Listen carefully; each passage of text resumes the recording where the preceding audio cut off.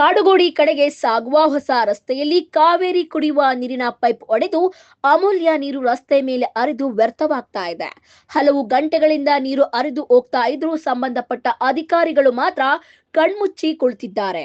ಒಂದು ದಿನ ನೀರಿನ ಬಿಲ್ ಕಟ್ಟದೇ ಇದ್ರೆ ಮನೆ ಬಾಗಿಲಿಗೆ ಬರುವ ಅಧಿಕಾರಿಗಳು ಸಾವಿರಾರು ಲೀಟರ್ ಕುಡಿಯುವ ನೀರು ವ್ಯರ್ಥವಾಗ್ತಾ ಇದ್ದರೂ ಏಕೆ ಗಮನಿಸುತ್ತಿಲ್ಲ ಎಂಬ ಪ್ರಶ್ನೆ ಈಗ ಕಾಡ್ತಾ ಇದೆ.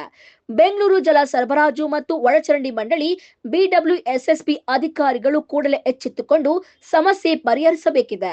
ಈಗಾಗಲೇ ಕುಡಿಯುವ ನೀರಿನ ಕೊರತೆಯಿಂದ ಬಳಲುತ್ತಿರುವ ಪ್ರದೇಶಗಳಲ್ಲಿ ಇಂತಹ ನಿರ್ಲಕ್ಷ್ಯದಿಂದ ಅಮೂಲ್ಯ ಕಾವೇರಿ ನೀರು ಪೋಲಾಗುತ್ತಿರುವುದು ದುರಂತವೇ ಸರಿ.